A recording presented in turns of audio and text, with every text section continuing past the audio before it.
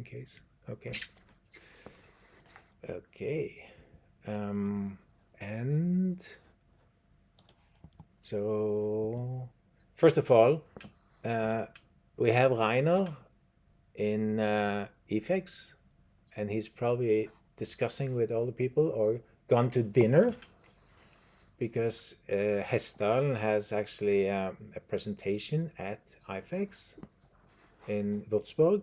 So, and he promised that next month he's gonna use that presentation here. So just look forward to that. I've seen it and I love it. It's so amazing. Yeah. He had a little bit up in Hessdalen. So I've seen the first part there. Lots of nice pictures. So that's why he's not there. And then a little bit about the field trip. So the only one that was there here is actually Marek and me. And Marek drove 25 hours from Poland. Amazing. So it was not hard. It was not? To reach you. It was. How long did it take you to get home? Hello? Could you repeat? Yeah, how long did it take you to get home? I need. In fact, I parted my trip into 2 days, so about 500 kilometers, 600 kilometers per day. Oh wow, The speed is very slow, so this was very nice trip. Yeah, you are happy or not happy about the speed limit in Norway because you have to drive 80 or 90 mostly. Yes. Yes. So, to give a short summary of what happened during the field trip is that I've tried to put out a little bit on the page, field trips and 25. And what was interesting is that we went to the local coffee shop, and we all met on the Saturday, and we even had some local people showing up, and they were kind of eager to show us a video. And it turned out, after looking at it, that it is actually the moon. And I can show you here because we had this. This is the. Oh, I'm not sharing my screen. I should do that.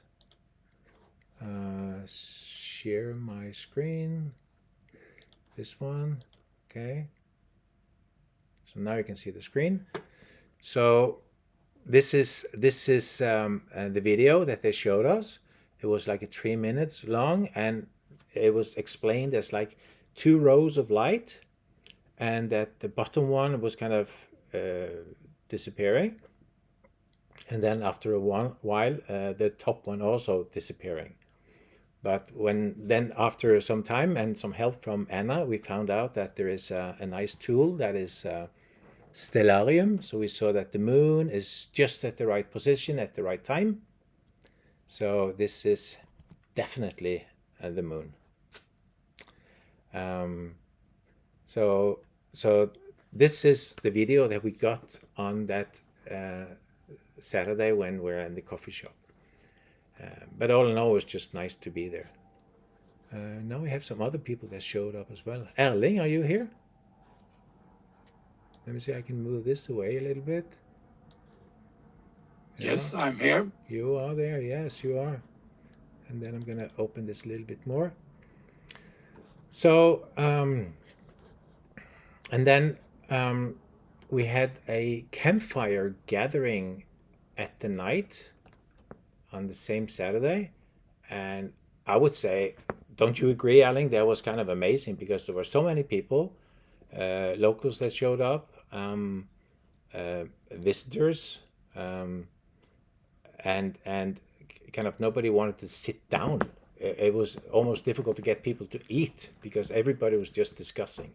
So this is kind of like, it's a field trip. Yes, we want to go out, but it's also like to meet people. So I just thought this night was amazing. Yeah, it was a great social happening with a campfire and food and everything. That's perfect. Yeah, it was. Oh, and then Erling was. I saw that I got some good links that I have to follow up after.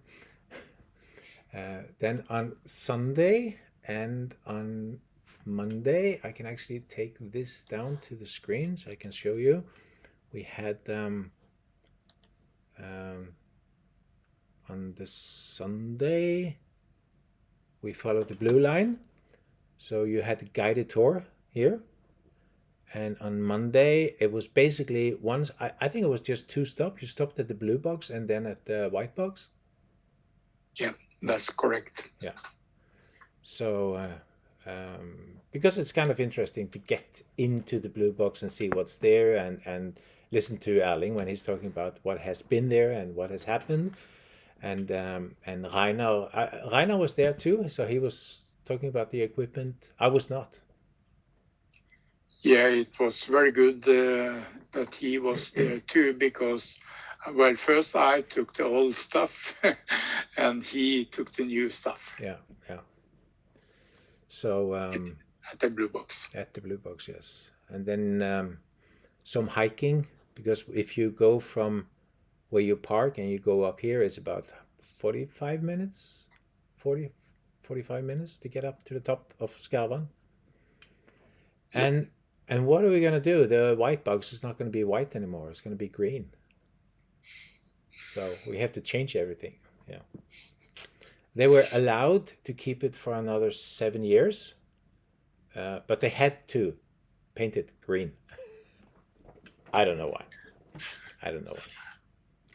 So that was one of the several points they have to do. Yeah. And if you look at the kind of agenda that we had Sunday and Monday, and we had these tours, and then we didn't have anything until Thursday when we went to Ålen Centrum, and you can actually find this. Let me see. I can show you that on the. You can go open the live streaming. So while we were in Ålen Centrum, we had recording of the presentations. So here you can see Scott talking and Rainer. Don't look at Rainer now. Wait until next month, because it's even better than what he's having here. And then Erling and then me.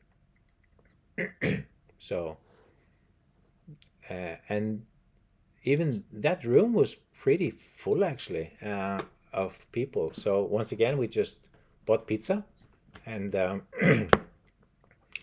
had a nice time. Every night, most of the people actually went out to the mountain, and what is that you have, I think it's about here. Let me see if I can get that one. We're just gonna find it first. Let me see. I have a presentation that is called Maps and Guides. I found it. So this is just a something I used for the while we are there, explaining Ålen, where you find stuff, and then the valley, and then you see here this is the UFO camp. So there are some visitors that showed up, and some of them have now become members, paying members. Nice, but we kind of kidnapped them because if you're here, you're interested in UFO, so come and join us. So they were brought along and given a tour by Matthias and dragged into the discussion. So they were very happy about everything. I think I can say that they were happy about everything. Let's see. So, and then we're supposed to have another pizza night or another campfire, but it turned out it was too wet. So we just, and then we had now been able to get this Red Cross cabin. So we just gathered everyone and ordered more pizza, and that was another nice night. Yes. Do I have any pictures from that? Yes. Yeah. Okay.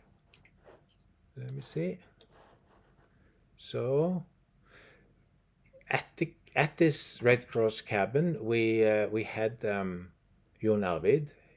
He's the one that is 89 years old, I think. Is that right? Yeah. Yeah, become 90 April next year.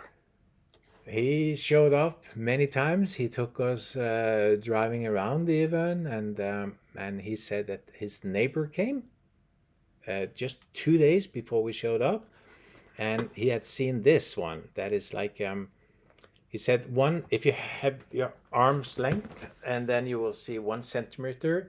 That's the size of a little smoke with a square inside. But what's interesting is that he explained it as like, as it was moving slowly over, then suddenly there was this little smoke left, and it continued, and this smoke ball turned into a smoke ring. So it's like it's been blown out, and it was a ring after a short while. So I've never heard that before. I think it was too far north to be seen by the cameras, because we didn't see it on the cameras. And this one is what Kim took. So in the newsletter, you can actually click on it. And let me see, I can show you that. Newsletter. And go to this one. And you click on this one, you will actually get to, is it this one? I think so, yeah. Let me see. Yeah. So, yeah, they're talking. But you see, it's kind of like in and out and kind of pulsating. It's better if you go and have a look at your own screen, but definitely strange. And I have, this is Anna. And she was sitting at her cabin, good, beautiful view. And she said that they saw this light that was like a line.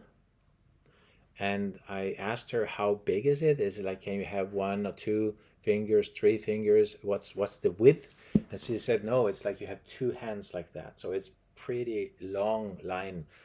And did you get it on the camera? Because I gave her this 360 camera, and she said, yeah, we put it up after.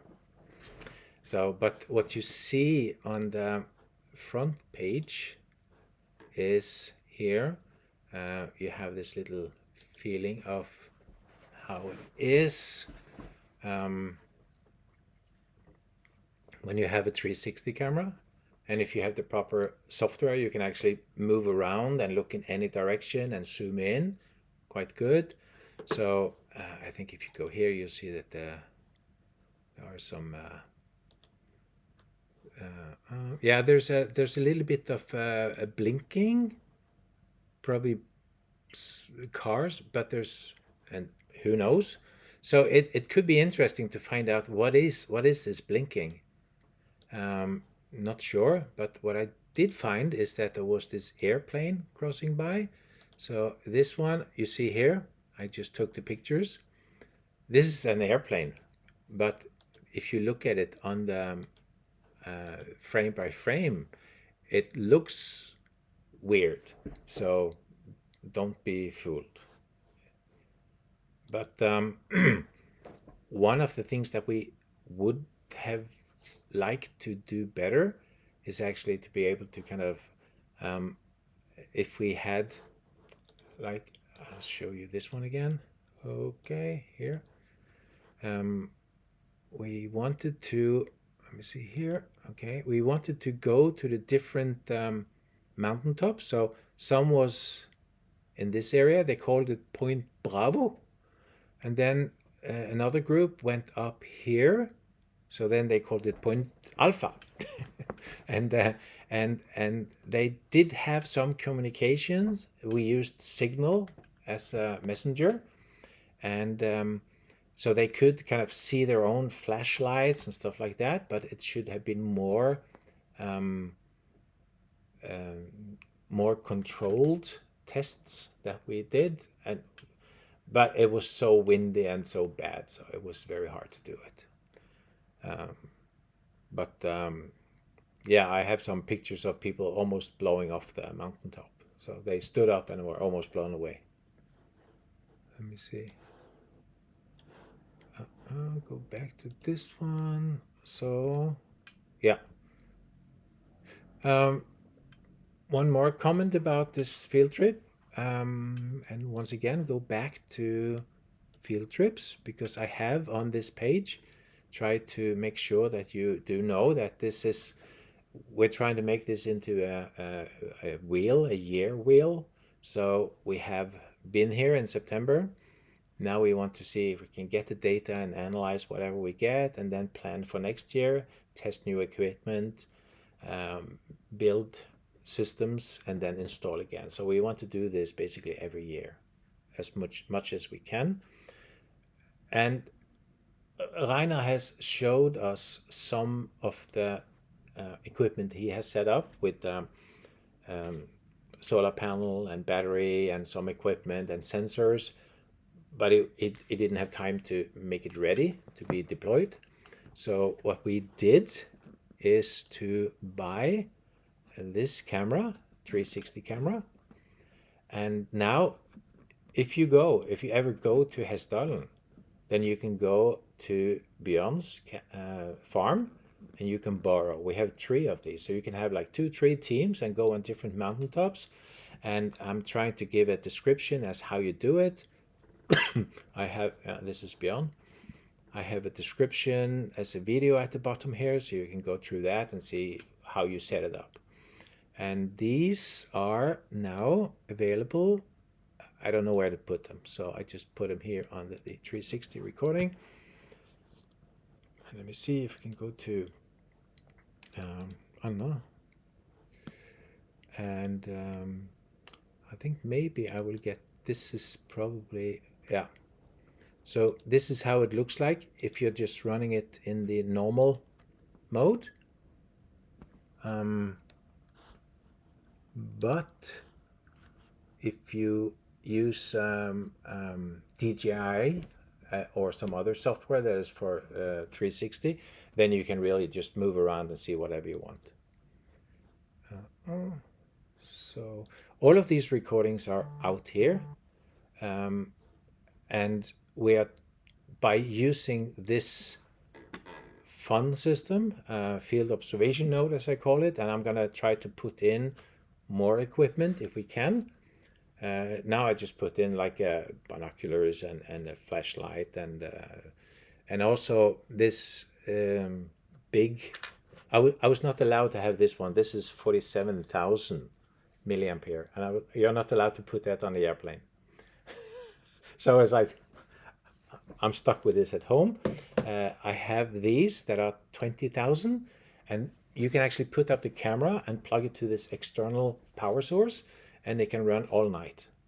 So you can take one picture every second, and that works fine. And the I'm trying to get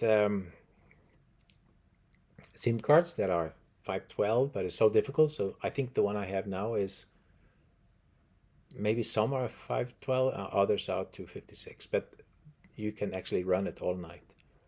So actually, one group that was in the UFO camp, they had seen this on the website and they came to borrow.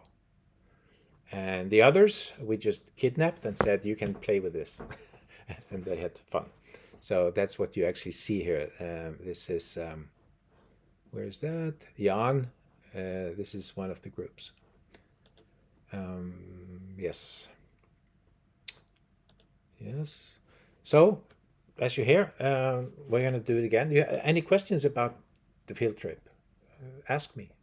Or Erling. Or Marek, who is also there. Marek could you say what you did in the Blue Box? Yes, with cooperation with Rainer, we installed the radio antenna in the Blue Box. The system is based on software-defined radio, the simplest piece of SDR, which allow to scan some region of frequencies. I made, if you allow, I show you some quickly prepared presentation. Oh, yes. So can yes. I share You can. the screen? I think you can. If you, there is computer with like a little arrow at the bottom. I will turn off my screen. So stop sharing so you can do it. Okay. That's nice. Uh, Do you see it at the bottom row? yes, but I try, but You get normally you get an option. Do you want the whole screen or a window? the button the button allow is blocked to me. It's blocked. So I don't know how to push the button allow me to share the screen. Share the screen. Let me see if there's something here I can trusted, open, allow guests to hide. It should be open. Host must join before anyone can start. Here, share the screen. Host management on. Share the screen. See if you can do it now. I have a message that my browser blocked me the screen. I don't know why. Oh. So I have to work. Are you using Chrome? I will try to do something to unblock a screen. So give me time, okay? Oh, okay, then you just tell me. Okay. Okay. Okay. So maybe I can ask Erling, what do you think about the field trip this year? I think it was very good. Absolutely. I had to leave on Friday morning, but what happened before that was good. Maybe we should, I think people could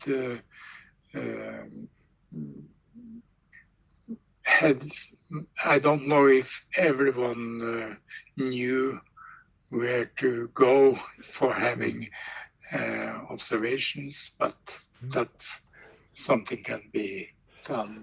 That's true. Later. Yeah. No, I think what we definitely need next time is that we need to have like a headquarter, and we were not sure about that. We didn't plan for that, but we actually ended up having this Red Cross cabin, which is just a nice place to be. So so if we have known that, then we could plan better how to organize people. So I definitely want to, like next time we have an event like that, to have better planned. But we were also a little bit uncertain about like how's the weather going to be, and that was actually a little bit of the problem. We said we wanted to go to this top and that top, and mostly I felt we had at least two or three groups out. But if it's too windy and too rainy, it's not that easy. So no. And now we have tested the camera, so kind of the time lapse, we know how to set that up. I'd like to have more systems, more sensors with us, if possible. So I think that next year is going to be more prepared, definitely. Yeah. Yeah, if we already now can start preparing the different kind of sensors Yeah. we're going to have and where, so that could be good. Yeah. Yeah. Did you make it work, Marek? It looked like it. I see there's a question here. Let me see what that is. This is Tanya's probably asking about this light that was showing up. I have to look into that. Have you had any external guest organization like last year? No, this was purely a DIY, do it yourself. You get your own cabin, and the only thing we had was a signal group.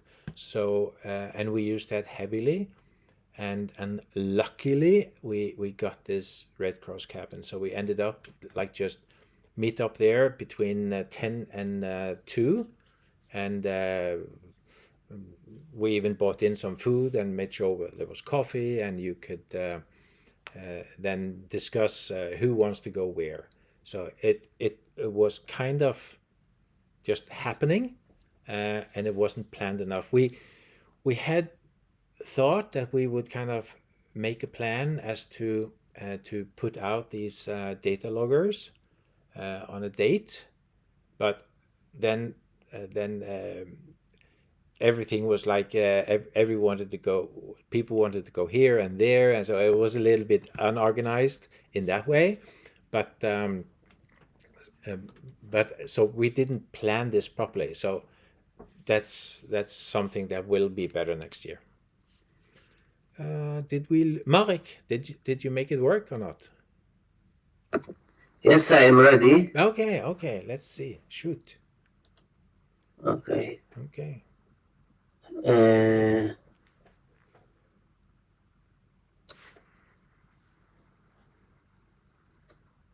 Is my screen visible? Yes. Okay. So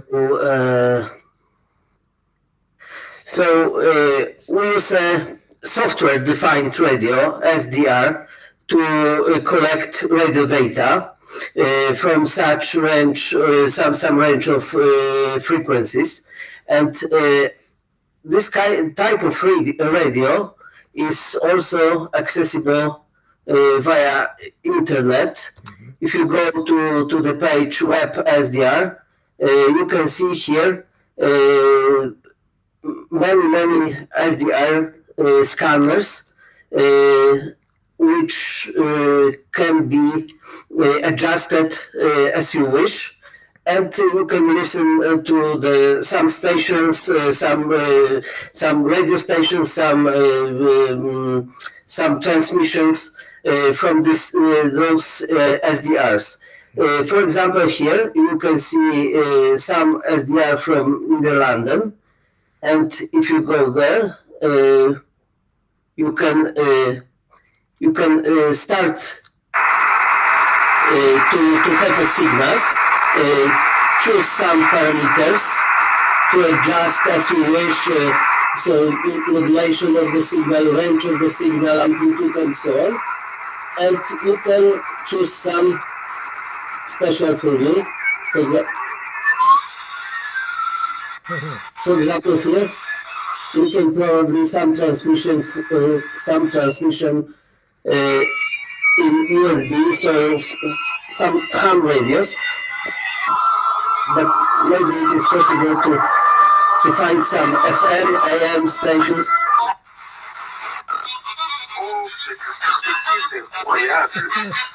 And so on.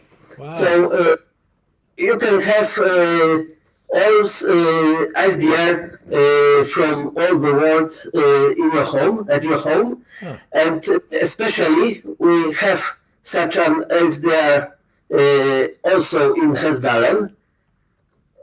So we have this piece of SDR.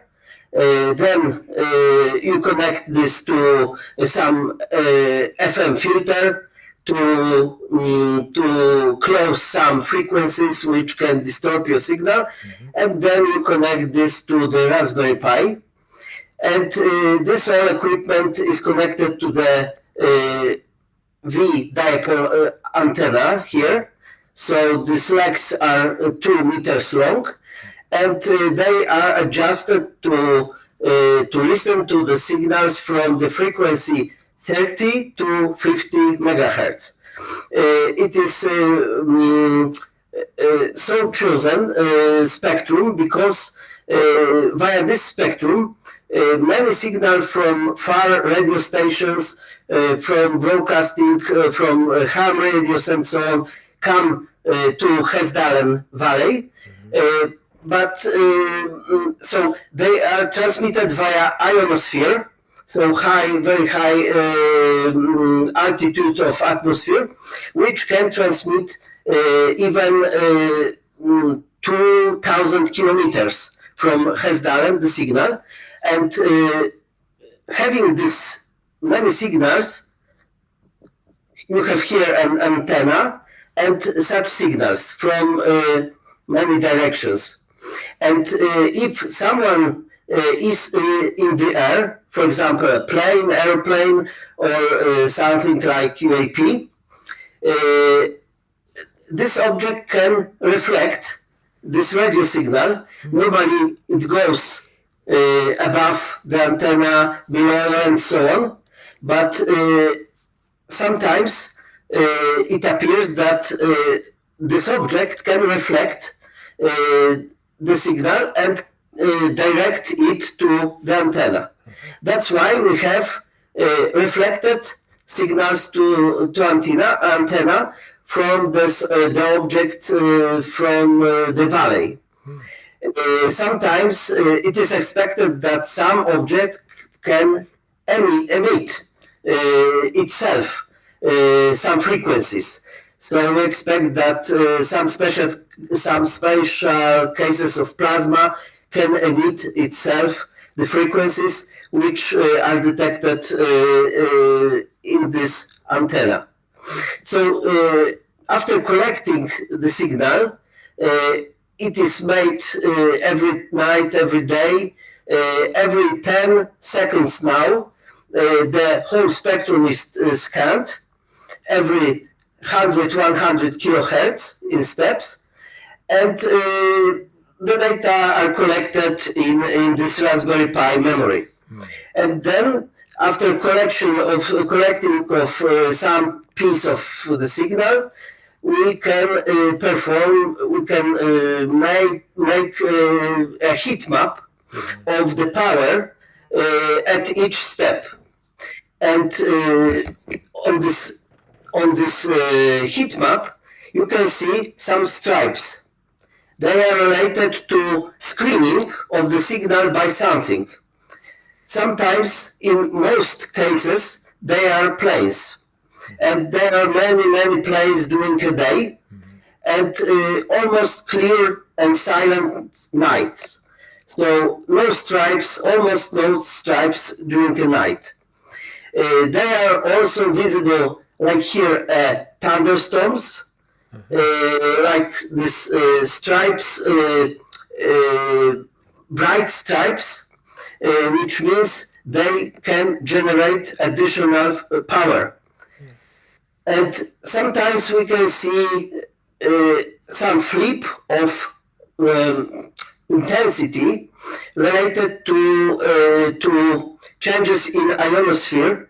For example, if the sun comes down under horizon, it stops to ionize the air, and that's why the air stops to transmit some frequencies because of lack of plasma, free electrons, and so on. So some interesting physical and so to say technical events can be seen on such a heat map. Here we have an example. So I have to analyze every such slightly visible stripe on this strip on this heat map, and compare to the flight radar if this is a plane or something else. So in this case, I asked Rainer to see a video recording for this time. And in this case of these two stripes, we find, I show you a video, we found a meteor. Yes. Oh. We see? Again? Oh, Was it visible here? okay. No? So, No, I did not see it. Can you do it again? Can you stop it? again? Yeah, can you do it again? It's so... Okay. Oh, yeah. Yeah, I saw a flashing light. Yeah. It's Yeah. right. Does Okay. does that mean that you have any idea about the distance? This is just a meteor Yeah. in this case. And what's then? Up to now, now I didn't find any special cases, but there. The problem is that during the day and night we have some perturbations of the ionosphere because of aurora borealis, and these spheres here are the phenomena related to the aurora and changes in transmission of ionosphere, radio frequencies of for ionosphere. And here you can see my usual everyday work now, because I have heat maps for every hour and look for these tiny stripes here, compare it with flight radar in order to have some information if they are planes or no, and then compare to the Reiner's videos and refine special cases. So the planes are well visible via this antenna. Even the planes from Sweden are visible here. So probably hundreds of kilometers are the range of antenna of this system ability. So there are many planes during a day, and in real case, I analyze only nights, which are mostly quiet, and only some events appear. For example, here there are some planes, low altitude planes,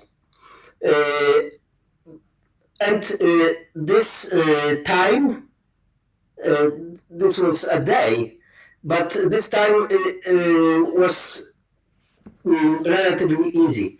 But in this case, you can see many of tiny stripes, mostly related to the planes. Some planes reflect many times. So you can see here stripes, and looking on the tiny shift of this color to the left or to the right, you can say something about the velocity speed of the object. So the analyze should be very fine. Should be very so requires much time. And finally, my conclusion is that most airplanes are visible here from far region. Meteors are visible here. Sometimes the sky is cloudy and I cannot compare my results with the results of camera recording. So this is one of the problems. Cars are also visible passing the street near the valley. And there are, in fact, many unexplained signals which are not planes, because they are not planes at this time in the flight radar. And there are no special object in the video. But there are signals which are similar to the plane signals in these heat maps. Maybe sometimes they are related to some phenomena of changing ionization of the atmosphere and so on, but mostly they resemble planes. So it means that could be something in air which requires closer look. But now, because it is a beginning, I try just to train in recognizing the signals and teach what is important, what is usual, and what is not, what is unusual. Mm-hmm. So that's all from me. So I am in cooperation with Rainer, trying to understand many of the signals here. Most of them, I think, almost 100% of them are something. But in some cases, I don't know now what is it. So we just collecting the spectra and trying to analyze it. That's it. That's amazing. I encourage everyone to find this emoji button and give a thumbs up, because this was amazing. I like it. Thank you. Mm-hmm. Thank you. So Marek came to Hessdalen, and he just had work. He was basically just in the blue box almost all the time. No time for anything, just work. Yes, it requires work because of the weather, hot weather during the winter in Hessdalen. So I try to seal everything to prepare for winter and so on. It is not easy just to mount and go. Yes. No. Yeah. Thank you. Thank you. Any questions to Marek? What is good is that we have more than just the camera. I love it that we actually have such a sensitive sensor and gaining experience with using it. I just love that. So, and let me say that I just received an email from Artem from Ukraine. So they are going to send us some equipment, and I asked if this is going to be in the blue box, and he said, no, this is going to be somewhere in the mountain. And they want to send out, they have some adjustments they want to do before they send it, but it will have multiple sensors. And the goal is that once they have tested it out in the harsh weather, then they want to make more of this equipment. So I'm really looking forward to that. So let me give one more shout out to the Ukrainians. Please go to Discord and find Igor. He is under the research channel, and he's been asking for some help. He has a nice, interesting document. I am sharing my screen. I'm not sharing my screen. I can share my screen. Let me do that. Entire screen, and this one. Fred? Yes? I think Andrea has a question. Oh, okay. Andrea, you have a question to Marek, or? Yeah. Yes, shoot. Since I know that the interesting frequency range in Hessdalen is a bit wider, can we easily extend, and how much, the frequency range, and what about the time resolution? So it is not a problem to extend the frequency range, but higher frequencies are taken by radio stations. So the higher region, for example, as I noticed in being in Hesdalen, 80 megahertz is some radio station from probably I don't remember, but something from abroad, and they are radars then. So I don't know if we are allowed for this range. So listening, not transmitting, is generally allowed, but this higher range is just taken and possibly polluted for us. As for the timing, it is not a problem to have integration not for 10 seconds, but say 1 second. But in this case, some slow events like planes start to be spread over whole heat map because SDR makes some transformation, Fourier transform, and cut the long signals and make it rectangular. And after transformation of rectangular signal, you have many false frequencies as a result.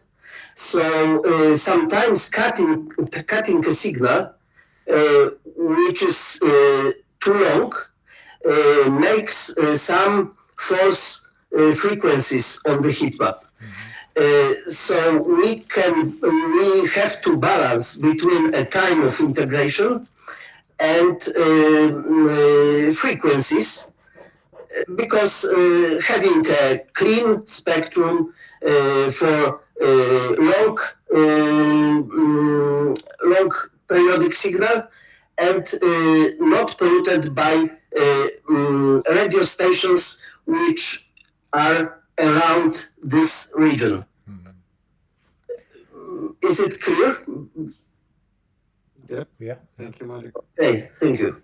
And you had another question about, can we use multiple antennas with one same SDR receiver and switch use on one or the other remote depending on operation? So the RTL SDR, which is applied now, is the simplest one. But there are far more complicated SDRs, which allow to put some antennas adjusted to some region of frequencies. This antenna was handmade especially for this region. The SWR, so standing wave ratio for this antenna is the best for the frequency 35 megahertz. And then it has some smaller resonances, but this antenna is adjusted to this band. If we want to spread the band, we can apply this antenna, but it could be, if you go far, it could be worse for such a frequencies. But in the future, I plan, if I am allowed, I plan to apply much complicated SDR with 2 or 3 antennas, or even some pieces of SDR, not only one. So this is a basic setup for testing, for having simple information, and just to look look at the atmosphere of this region, at the events of this region, and after a year we will have much of information about what to change. So I think it is a setup which can be easily developed. I have to read the comment from Tanya. I hope you will write a lot more about this topic on Discord, because it's really fascinating field. And I agree, and I hope that you will come back to this meeting again later on when you have some more experience, or if you have any requests about things you want to do in the area. Definitely, very interesting. Thank you. So, as you may have seen, then Marek is pretty active on Discord, so you may even ask him there. Now we have Tanya also showing up on Discord, and I promise I'll try to be there more often myself, but it's Rainer is also very good in answering technical questions. And this is just what I wanted to show you, that Igor has showed us this document. This is a PDF document about how to identify unidentified flying objects, how to investigate anomalous airspace phenomena. And this is quite a long and interesting document that he would like to have comments on, if there are any errors or anything like that. But I have also put this site. Let me see. If you go to the projects and the resources, I'm just trying to put everything that I find of interest here. So in this one, you will also find the office where he's working, which is Zond in Kiev. And your browser should help you to translate it to English. So just so you know. And he is also behind this ufologynews.com. So please help him. Yeah.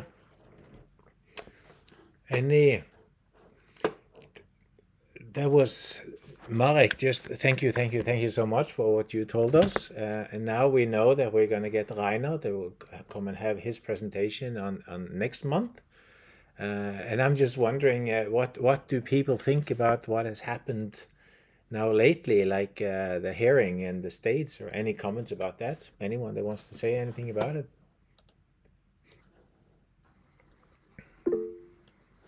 Christian, yeah. I saw the whole thing, and while it wasn't exactly what we hoped for in terms of having whistleblowers from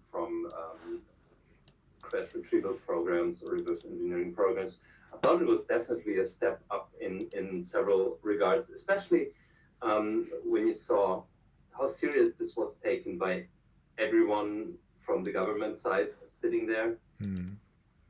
Also, especially Dylan Borland, just this is not hard data, but how shaken, how devastated he was.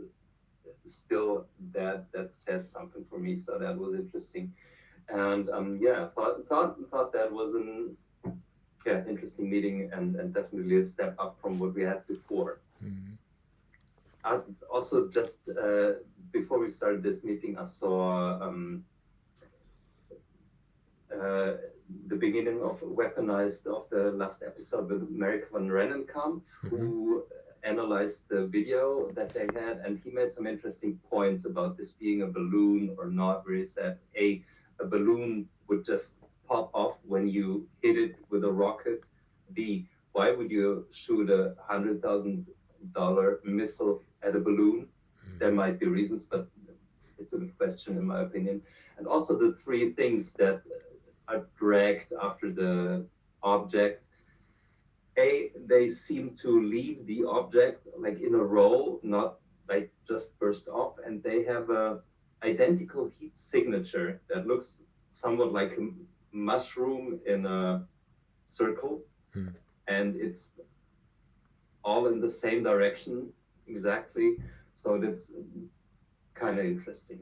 And So and these and are my I thoughts on the meeting. yeah, let me just give you a little comment on that because in the beginning I was listening to Chris, and he was like, "That could have been a balloon. Everything looks like it's a balloon."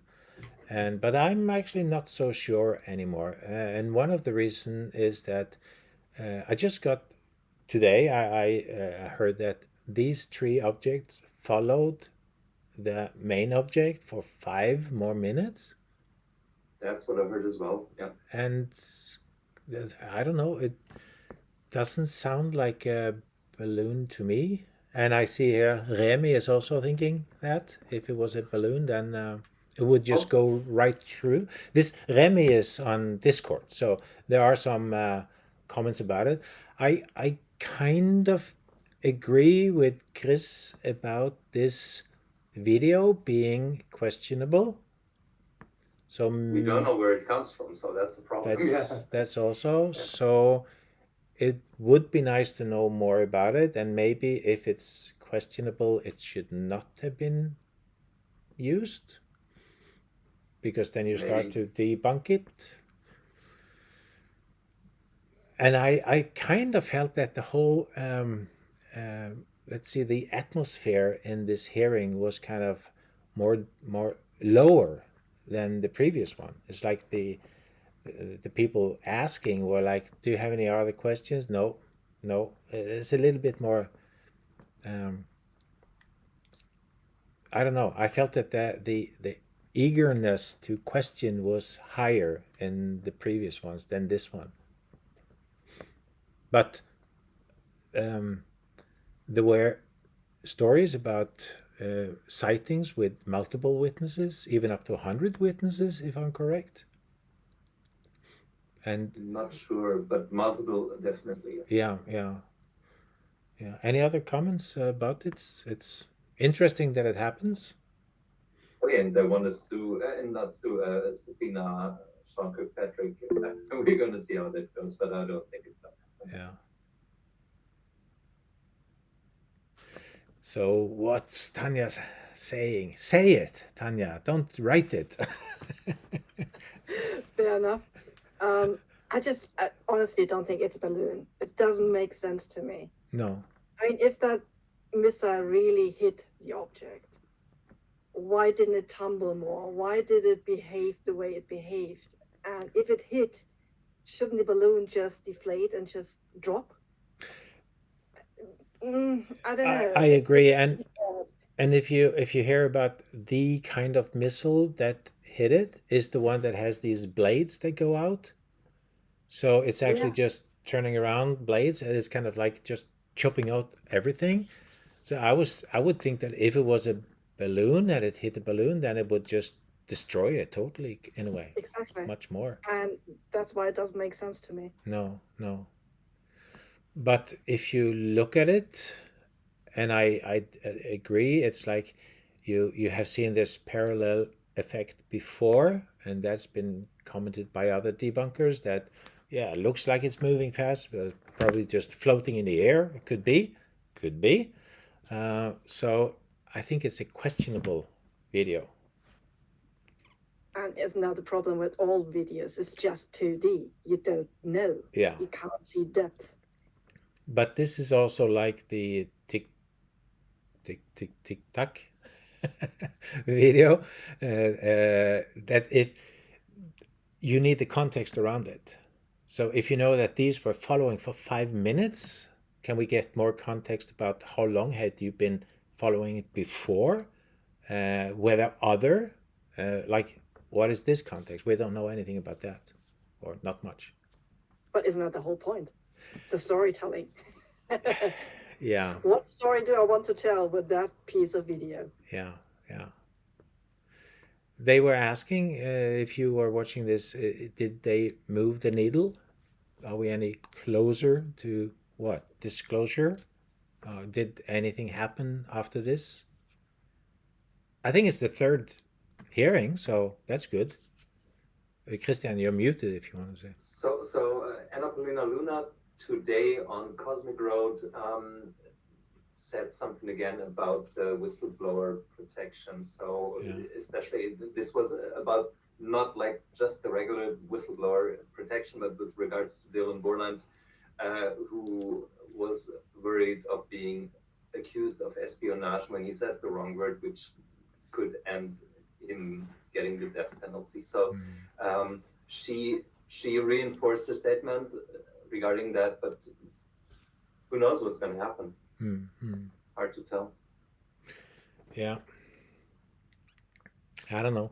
Well, let me see if I had some more. I think that was basically it. What else? Yeah. I want to show this one too. And where did my screen go? Because there's something else going on as well at these days. The 3i Atlas. Once again, interesting to follow, and I do agree with Avi Loeb that it could be. The likelihood is low, but if it is, it's definitely something you should find out more about. So, Melanie, you commented like this, but you want to comment on it, actually. I mean, I'm intrigued by 3i Atlas as well. It could be. It could be. And now we know that Tanya has a cat. So sorry. Christian, yes?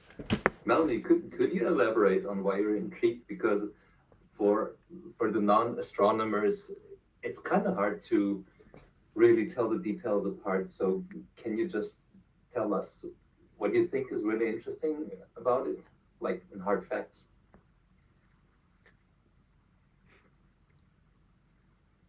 Were you talking to me? I'm sorry, I dropped out for some reason. Oh, I'm sorry. So I just said, could you tell us what exactly you think is really interesting about it? Because like not everyone's astronomer, so I don't look as much at it, because I think I really have a hard time to tell who's right and who's wrong about what. So maybe you understand things better than I do. So maybe you can give your opinion on this. I'm not an expert on interplanetary stuff and space weather, but space weather is one of my hobbies and fascinations. And have you heard of Stefan Burns? He has a YouTube channel, and he's been studying. I would definitely look into him, Stefan Burns. He's quite woo, in the terms of things, but on science, he's dead on with studying space weather and what's going on. And he just looks into these things, and he'd explain very well about it. It really has to do with the strange angle it's coming in at, and its orbit. And he also can, he's very good about comparing it. I guess there's only been three interstellar objects, and he looks into asteroids and things like that. But some of his latest videos, it's a very short one. You know what? I'll link that in Discord, the latest one. Thank you. That just kind of explains a little bit about asteroids. It's like got some, like shocking headline. Ignore the shocking headline. It's just quick and about the 3i Atlas, and then the upcoming Apophis he mentions too in 2029, and things like that. One of the things I was thinking about was I had missed a bunch of meetings, but one of them somebody was talking about a spectrogram. Yeah. And I was wondering if anybody got any data on that, because the more I'm reading about it and learning, that seems like an important thing to maybe start looking at the background of Hastalan and over long term, what's happening. We have an extra camera, and I have an extra camera, and Rainer has too many cameras. So we would like to set up a spectrogram. We have some equipment that Massimo sent us, so it could be used. But once again, it's not just that we have this and that piece of equipment, they have to be recorded and it has to be in the data stream somehow and logged. So once again, the goal for this field trip, we tried to get out equipment that we could put out on the mountaintop, and we didn't manage to get there. And I'm so thrilled that we are gonna get that equipment from Ukraine. So once again, we had to kind of, I mean, I'm not living in Hessdalen. Rainer is in Germany, and we had this chance. So we took kind of pictures and everything that of, okay, we have this, we have that. So we know the equipment, where it is.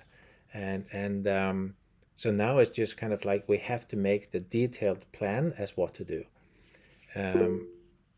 So it could be that we will ask people if they are in the valley to help out. We have some people in the valley that can help, but this is, after all, technical as well. Christian, That's true. And Mark's work is amazing. That's going to really help, I think. That's Yeah. going to be thrilling to continue looking at. So Yeah. thank you, Mark. That's Yeah. really awesome. Yeah, I agree. Thank you. Yeah. Christian. 2 questions. Did Massimo send that recently? No, we've had it for a while, but once again, we need to have the time to test it with the camera, because this is just kind of a slit and a system that we use in front of the camera. And this is also something that if we put it out there, we have to make sure that it can be out in the cold, in the snow and whatever. So we have it and we would like to use it. The weather was not so that we had the time to kind of, okay, today we're going to spend time to just test out this. Even these time-lapse camera, 360 camera, we got some experience. I think we can get use of them. I would like people to know, but it actually takes a little bit of time to kind of get it written down and document it and test it out. Like finding out that if I take every 4 seconds, I lose some information. I can use every second, and so on and so on. So all these are just little. The devil is in the detail, they say. So yeah, but I definitely need, if people do go to Hessdalen, please tell me, and I can give you an assignment. Yeah, that's for And sure. the Ukrainians, once they send their material, are they going to tell us where they want to have it set up, or? Or they're probably going to ask us, like, where would we suggest to put it. And I'm not even sure if I want to make that public until it has been put out, or maybe not even then, because 2 reasons. I don't want it to be stolen, and not that I think it's a problem, but so we have some options, and we may have a little meeting about like where's the best place to do it. Yes. And I see I didn't even comment that Mats was even there and during this week. How did you like the week? Yeah, I liked it really well. It's not the first time you went to Hessdalen, is it? My first time, actually. It was your first time, okay. Yeah. Okay, very nice. I got some images, but I don't know how to send them to you.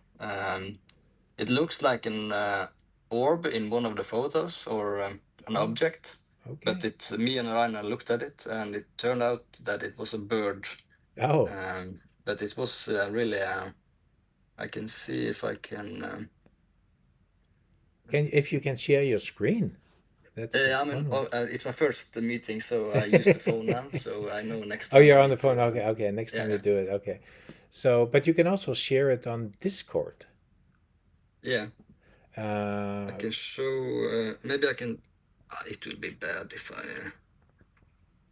So if you can see here, yeah, I can pin you. Let me see, pin you. me and Rainer was excited, but after doing some research, we found out that it was Oh, this black thing. because here's a bird, Yeah. Okay. Hanging in the there's a air. bird, Yeah. and there's a bird, Okay. and this is actually a bird that is right in the wingspan. You get really tricked of the photo. Yeah. Huh. Yeah, it's a bad way to show you now, but Yeah, but we got a little feeling. here Thank you. we can see the object that was round. Yeah. This is now the bird, and there's the number 2, and the number 3 is there. Yeah. It's really bad to show you like this. So it's a photo from when we was with Scott Dishane, Yeah. filming from Yeah. Yeah. Yeah. It's. I need to do better preparation next time. Yeah. So. Yeah. So you agree on that? We have to improve. We have to be better prepared for like how to set up the camera and so on. Yeah, and both that and me personally at the meeting now. Also, yeah. Yeah. Okay. So then we have the motivation, and you're coming next year. Yeah, for sure, for Okay. sure. That's I for have sure. to go home the Wednesday, but next year I'm staying for the whole full week. Yeah. So Tanya is also good at looking at pictures and telling you what it is. And yeah, I agree that birds can look like rockets sometimes. Yeah. Really strange. Yeah. And when you want to see things. things also. So, Yeah. What did you say, Tanya? Especially bird of prey, so like kestrels or falcons, they can look incredibly odd. Yeah. I have an example. If you allow me again to share the screen, I show you Yes. a bird in some phases, different phases of its flight. Yeah. It shows how differently it can looks like. Okay. Yes. So allow. Here's a bird. Here's a moon. Yeah. Yes. And next frame. These are 10 frames per second, made in 1 second. So this is a bird. Then the next frame is this, something like disc. The next is here. This next is here,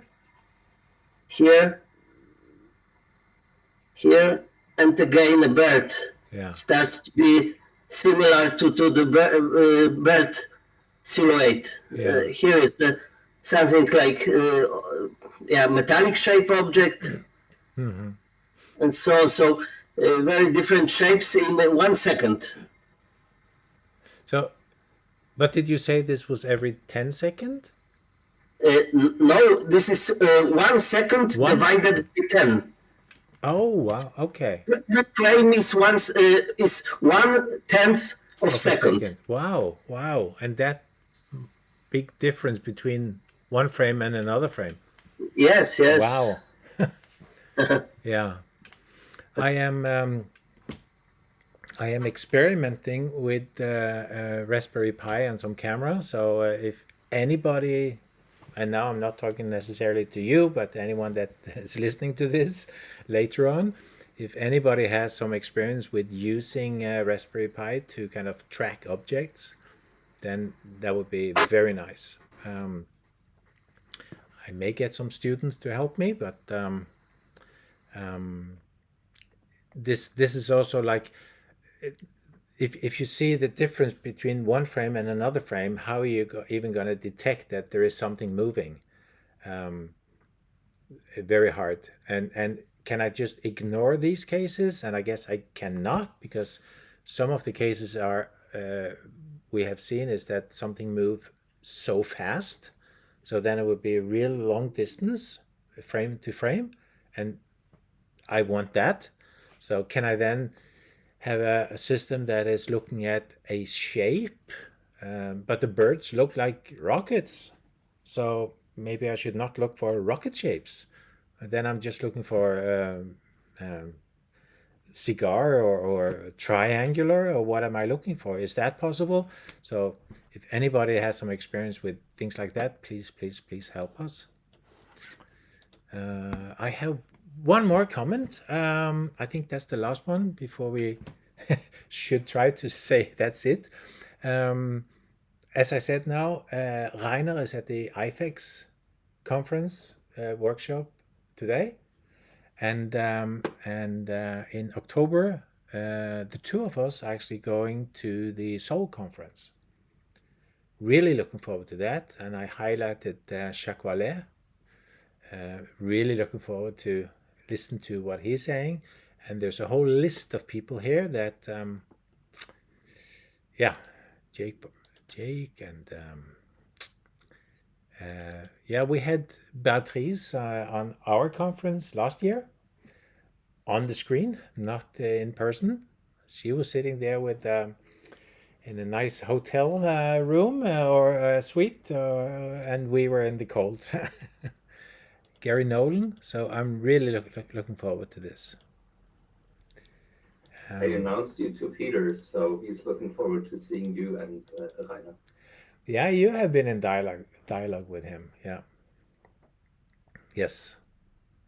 So that's what I had. We had nice presentation from Marek, and I've told you all, you have to make sure you check off your calendar for next year, September next year.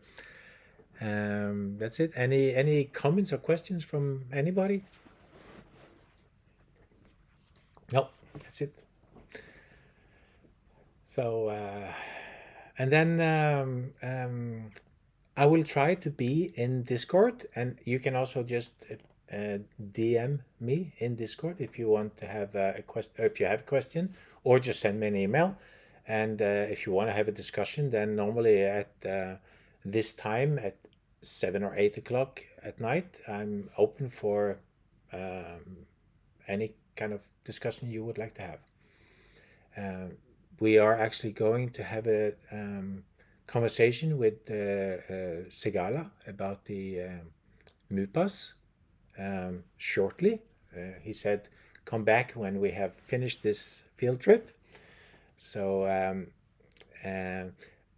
Erik Røe have been testing it, so he has some comments. The watch that we used is kind of difficult to get the data out and use it on a regular basis. So we're hoping for feedback on that. And the other, as I said, we have 2 of these now. So, and I'm not sure if they should be on just 2 locations. Another dream I have is that what if we could actually put this kind of equipment also on a solar panel and a battery and put it out, and not just in a house. So, but we'll talk with him. That's it. And nice to see you all. And I'll stop the recording. And that is